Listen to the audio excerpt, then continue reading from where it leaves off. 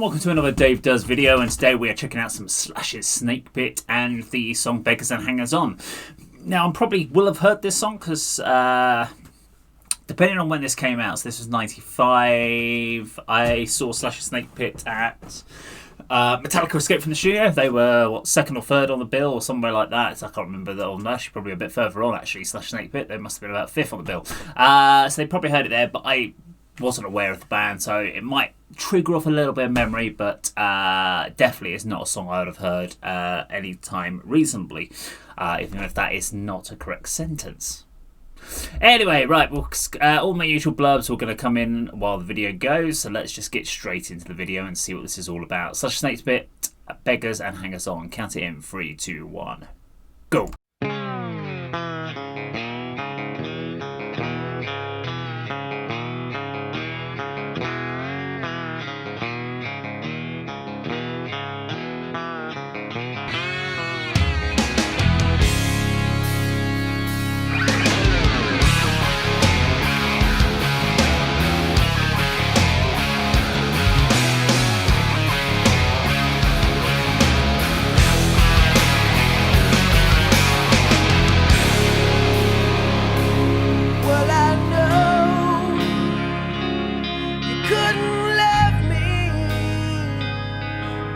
Your promise to a wealthy man. Take a look, what are you seeing? Is that a noose or a wedding band? Should I go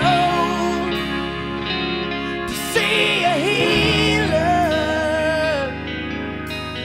No, twitching in my hands.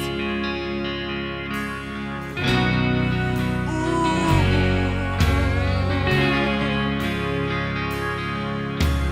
Nervous twitching in my head. God help me with this feeling, 'cause I'm falling all to pieces. And I can't get out of bed. Beggars and hangers on, try to take you from me. Someone with a bottle in his pocket, throwing everything you see. Beggars and hangers only, chipping away. Bury your soul in the river, 'cause the end is here to stay.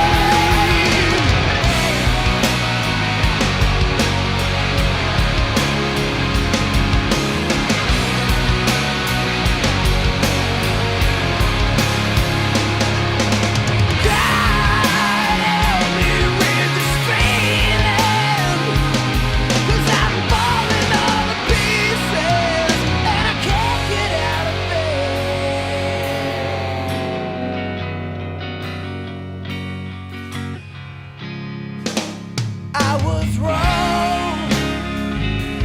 I don't need you. It seems reckless and unfair. Better days are far behind me. Guess that's another cross I'll have to bear.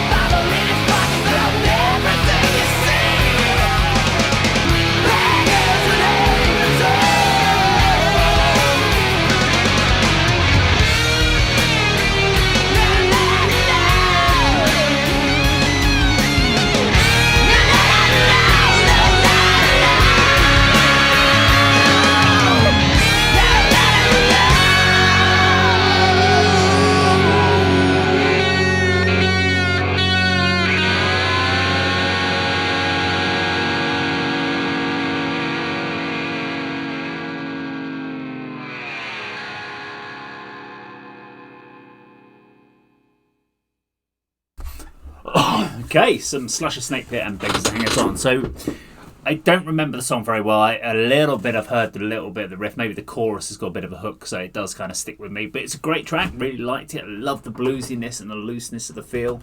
I've done a quick look about some of the history of Slash of Snakepit just to kind of see how this one was formed. Because obviously the first thing I saw was Matt Sorum from Guns N' Roses on drums. So again, I was just kind of trying to see who... Because I couldn't remember if Slash of Snakepit was something that he just kind of got hollered in new musicians, but then I was like, oh, is that Gilby Clarke on guitar? So just trying to see who made up the band in it, and a little bit of history about where the album came from. One thing I do remember at the time about with Slash of Snakepit coming out was everything was a comparison to Axl. So Eric Dover on vocals really didn't stand a chance about being overly accepted by the general community. Obviously, people that got into Slash of Snakepit accepted him fine, but because he's not got a completely different style to Axl, he's got a little bit of a rasp there, but he's got more of a soulful tone, if you like. But of course, they're going to start comparing him to Axl Rose, and Guns N' Roses was still one of the biggest bands in the world at the time of their hiatus. Which probably after about 10 years after that, it was more classed as a split up or a reimagining of a new band. Now we class it as a hiatus, as the band who have all got back together.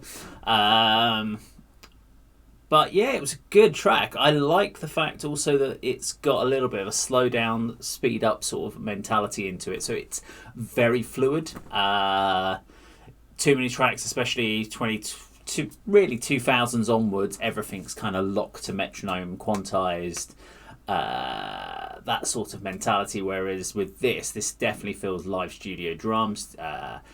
There was electronic kits because obviously you have things like bands like Def Leppard and stuff like that, but it was all live. You could tell that the groove, the things where pits were coming in, it would have just been tracked with the drums, and then obviously everything else played unless they recorded it as they did it. Like Megadeth's Euthanasia was done like that, so live drums recorded. And some of the better takes, they just multiple takes. Basically, that one did actually Euthanasia did use click tracks, saying that, but everything was recorded to live drums, and the guitars were recorded at the same time as the drums. Just sharing some bits there about Megadeth's Euthanasia. But I really liked it. Good track. Lots of nice pauses. Loved it when it went to soulful kind of clean guitar, then back into the kind of the heavy swaggering groove. Nice fuzz overdrive, great little track, really enjoyed it. Let me know what you think about the song and obviously the formation of Slash Snakepit after Guns N' Roses. What's your kind of thoughts on the lineup? And that whole situation is always quite interesting in retrospect, going back now 30 odd years. So look forward to hearing your kind of thoughts on it. That, of course, is how Dave does it.